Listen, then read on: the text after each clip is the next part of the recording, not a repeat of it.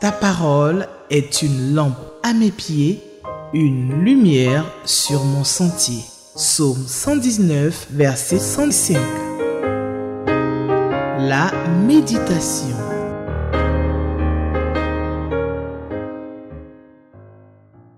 Bonjour, je vous souhaite à tous la bienvenue à notre temps de méditation sur Espérance TV, la télévision de l'Église méthodiste unie en Côte d'Ivoire.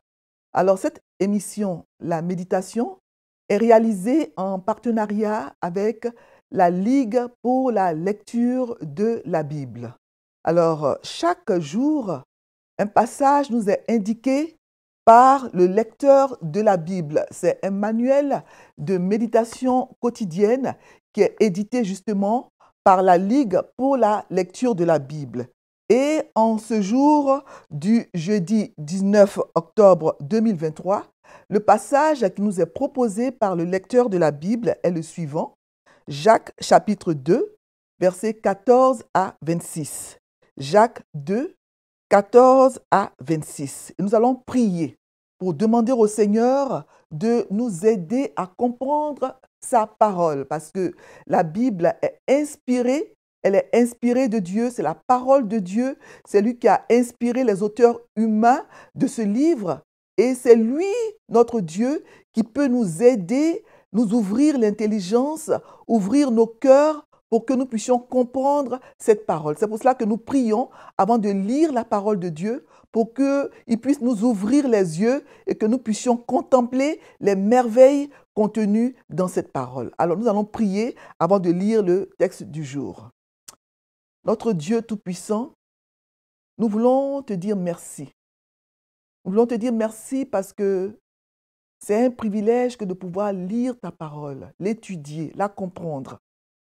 Nous savons que toute écriture est inspirée de toi, utile pour enseigner, corriger, instruire, afin que l'homme de Dieu soit propre à toute bonne œuvre. Nous avons besoin que tu nous éclaires. Nos intelligences sont limitées. Nous avons besoin que tu nous ouvres les yeux pour que nous puissions contempler, voir les trésors cachés dans cette parole. Père, nous prions, Seigneur, que tu sois avec nous, que tu bénisses, Seigneur, ce temps de méditation, que tu permettes que ta parole puisse nous faire du bien, qu'elle puisse désaltérer, Seigneur, les personnes assoiffées, réconforter les personnes attristées, donner la joie à ceux qui traversent des moments difficiles. Bénis ce moment, Seigneur, et parle à nos cœurs, parle-nous à travers cette parole, qu'elle soit pour nous vraiment un livre vivant, au nom de Jésus. Amen. Alors donc, je rappelle que le texte qui nous est proposé en ce jour, du jeudi 19 octobre 2023, est Jacques chapitre 2, les versets 14 à 26. Jacques 2, 14 à 26, et je vais lire le texte dans la version Louis II. Mes frères, que sert-il à quelqu'un de dire qu'il a la foi s'il n'a pas les œuvres? Cette foi peut-elle le sauver? Si un frère ou une sœur sont nus et manquent de la nourriture de chaque jour, et que l'un d'entre vous leur dise « Allez en paix, chauffez-vous et rassasiez-vous », et que vous ne leur donniez pas ce qui est nécessaire au corps, à quoi cela sert-il? Il en est ainsi de la foi. Si elle n'a pas les œuvres, elle est morte en elle-même. Mais quelqu'un dira « Toi, tu as la foi et moi, j'ai les œuvres. Montre-moi ta foi sans les œuvres et moi, je te montrerai la foi par mes œuvres. » Tu crois qu'il y a un seul Dieu, tu fais bien. Les démons le croient aussi et ils tremblent. Peux-tu savoir, ô homme vain, que la foi sans les œuvres est inutile? Verset 21. Abraham, notre père, ne fut-il pas justifié par les œuvres lorsqu'il offrit son fils Isaac sur l'autel? Tu vois que la foi agissait avec ses œuvres et que par les œuvres, la foi fut rendue parfaite. Ainsi s'accomplit ce que dit l'Écriture. Abraham crut à Dieu et cela lui fut imputé à justice et il fut appelé ami de Dieu. Vous voyez que l'homme est justifié par les œuvres et non par la foi seulement. Rahab, la prostituée, ne fut-elle pas également justifiée par les œuvres lorsqu'elle reçut les messagers et qu'elle les fit partir par un autre chemin? Le verset 26. Comme le corps sans esprit est mort, de même la foi sans les œuvres est morte. Amen. Nous venons donc de lire le texte du jour qui est Jacques 2, les versets 14 à 26.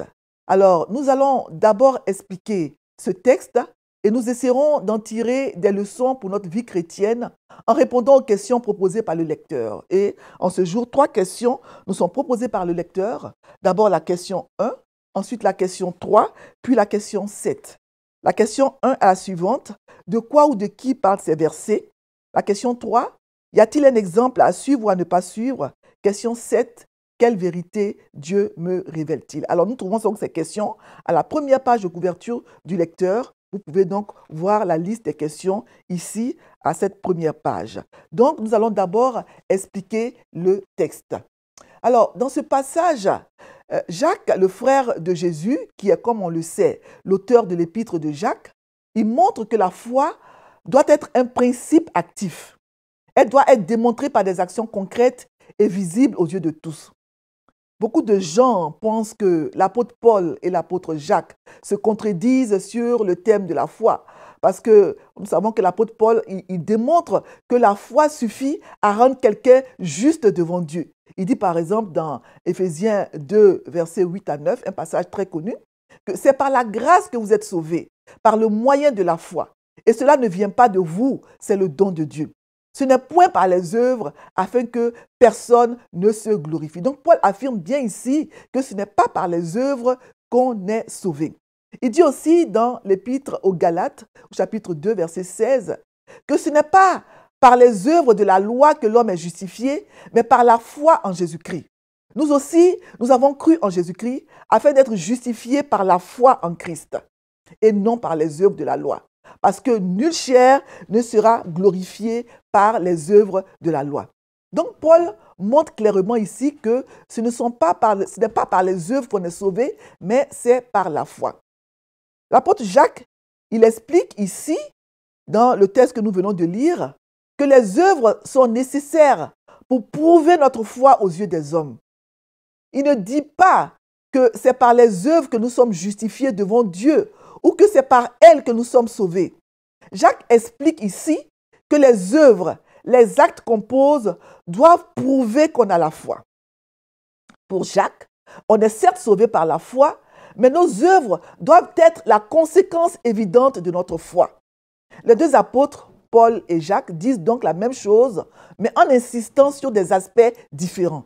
Il n'y a pas de contradiction dans leurs enseignements. Vous savez, le livre de Jacques a été le premier des livres du Nouveau Testament écrits vers 48 ou 49 après Jésus-Christ. Jacques, le frère de Jésus, qui s'était donc converti après la mort de son frère et qui était une des colonnes, c'est-à-dire un des responsables de l'église de Jérusalem, il écrit aux 12 tribus qui sont dans la dispersion, comme cela est dit dans Jacques chapitre 1, verset 1. Il dit bien, Jacques, serviteur de Dieu et du Seigneur Jésus-Christ, aux 12 tribus qui sont dans la dispersion, salut. Donc il s'agit ici en fait des judéo-chrétiens qui avaient fui la persécution en Juda et qui étaient dispersés dans tout l'Empire romain. Le thème du livre est la bonne conduite chrétienne au milieu de la persécution. Vous voyez donc, les personnes à qui Jacques écrit étaient des chrétiens juifs de la première génération qui étaient pourchassés et dans certains cas martyrisés parce qu'ils étaient convertis au christianisme. Donc Jacques écrit cette lettre pour les encourager à rester fermes pour Jésus-Christ malgré les épreuves et particulièrement les persécutions. Mais aussi, il leur écrit pour les exhorter à avoir une bonne conduite, à poser des actes qui glorifient le Dieu dont ils se réclament et qui prouvent la foi en Jésus-Christ qu'ils disent avoir. Ils devaient avoir une vie sans tache et sans reproche et démontrer de façon évidente aux yeux de tous qu'ils étaient des hommes ou des femmes de foi par leurs œuvres, les actes d'amour, leur façon de vivre pure et saine. Alors, nous allons donc diviser le texte du jour, Jacques 2, 14 à 26, en 2 parties pour mieux l'expliquer. La première partie, c'est la foi qui ne sauve pas, les versets 14 à 20. Moi, je pourrais l'intituler donc la foi qui ne sauve pas. Jacques chapitre 2, versets 14 à 20. En fait, dans cette partie, il va montrer que la foi sans les œuvres est morte. Et la deuxième partie, elle va du verset 21 au verset 26, c'est la foi qui sauve. La foi qui sauve. Et dans cette deuxième partie, il va donner l'exemple d'un homme et d'une femme de foi, en l'occurrence Abraham et Rahab. Alors, dans la première partie, versets 14 à 20, la foi qui ne sauve pas, il va montrer donc dans cette partie que la foi sans les œuvres est morte. Au verset 14, Jacques va dire ceci. Il pose lui-même la question. Il va dire, mais à quoi bon? Que sert-il à quelqu'un de dire qu'il a la foi s'il n'a pas les œuvres? À quoi bon, mes frères et sœurs, dire qu'on a la foi si on n'a pas les œuvres? Jacques va répondre ensuite à sa propre question en parlant de la foi qui ne sauve pas. Il dit par exemple au verset 15 à 16, « Si un frère ou une sœur sont nus et manquent de la nourriture de chaque jour, et que l'un d'entre vous plutôt leur dise, allez en paix, chauffez-vous et rassasiez-vous, et que vous ne leur donniez pas ce qui est nécessaire au corps, à quoi cela sert-il » Voilà. Alors, la foi en elle-même, si elle n'a pas les œuvres, est morte. Elle est aussi morte que quelqu'un qui a désespérément besoin de nourriture ou de vêtements et à qui on ne sert que de vaines paroles. Quand Dieu place sur notre chemin des gens qui ont des besoins physiques, émotionnels ou spirituels, ça veut dire qu'il veut que nous prenions le temps de les aider par tous nos moyens. Dire des choses gentilles, apporter des paroles de réconfort et de consolation, c'est une bonne chose, c'est vrai, mais ça ne suffit pas. Les paroles ne mettent pas de la nourriture dans le ventre et les vêtements sur le corps. Dieu veut qu'on mette nos paroles en action et il désire que nous fassions des choses concrètes pour aider les autres, tout comme il veut que nous mettions notre foi en action. Alors, quand nous complétons nos paroles par des actes, ça montre quels sont les désirs véritables de notre cœur. Il veut que nous donnions de la nourriture, des vêtements, de l'argent, etc. à ceux qui sollicitent notre aide, si nous en avons bien sûr les moyens. Il ne faut pas aller voler. Jacques tient pour acquis que croire en Jésus, avoir la foi, doit pousser à avoir de la compassion pour quelqu'un qui est dans le besoin et à agir pour aider. Les deux doivent aller de pair. La foi et les œuvres doivent aller de pair. Parce que la foi, ce n'est pas juste croire, il faut croire et agir. La définition de la vraie foi, ce n'est pas que croire sans poser des actes concrets, ce n'est pas croire seulement sans poser des actes concrets qui prouvent et démontrent qu'on a la foi. Jacques dit au verset 19, « Tu crois qu'il y a un seul Dieu, tu fais bien.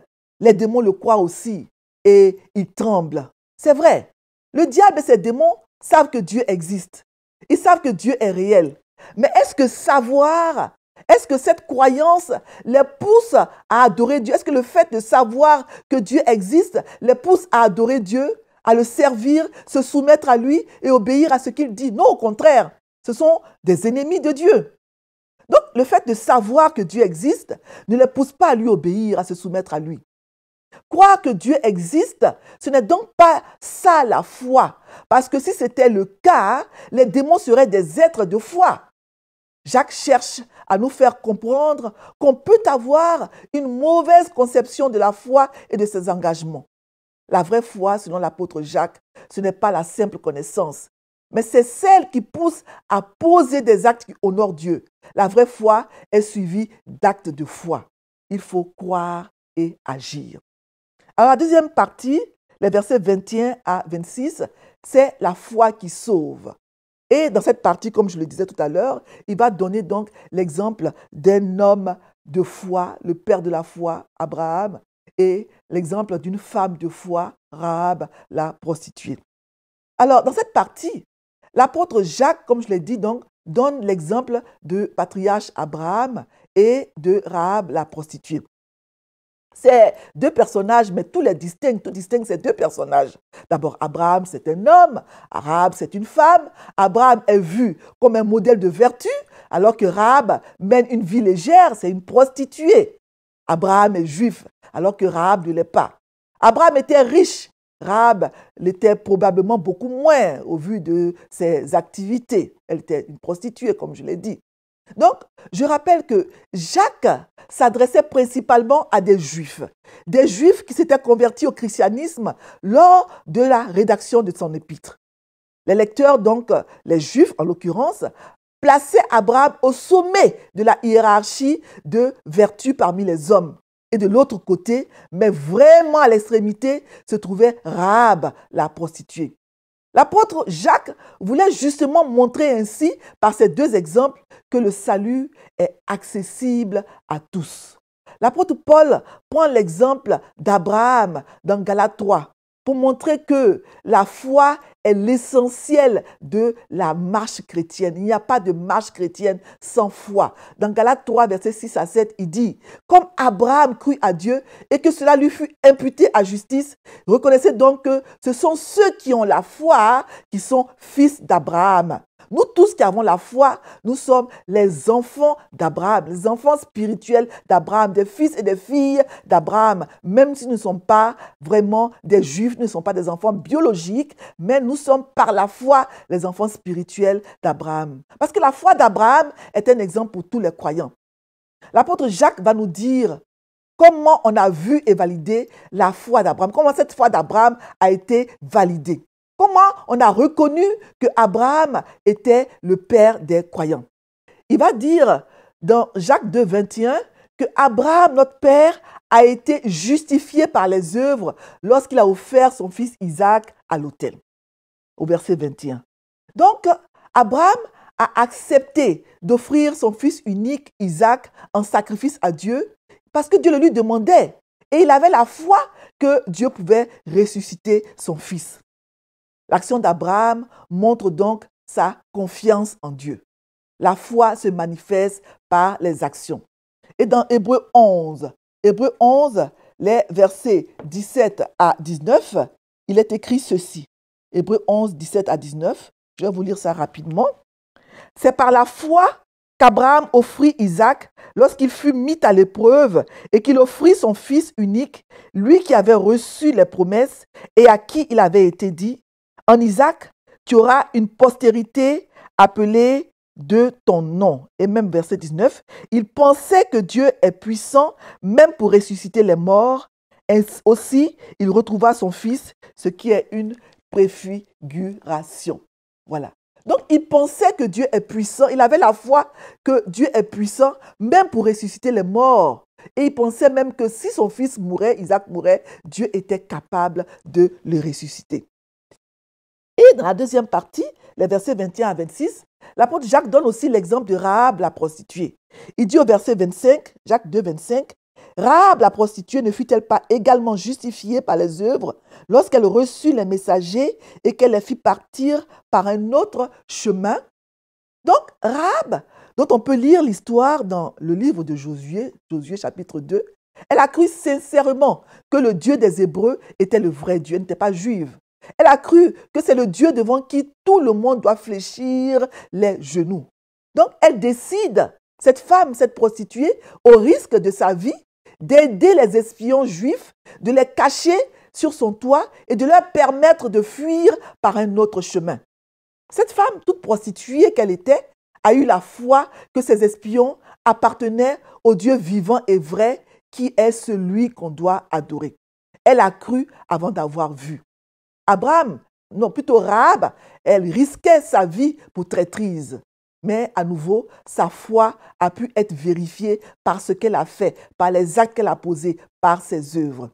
Et Hébreux 11, 31 cite Rahab parmi les héros de la foi. Hébreux 11, 31, il est écrit que c'est par la foi que Rahab la prostituée ne périt pas avec les rebelles parce qu'elle avait reçu les espions avec bienveillance.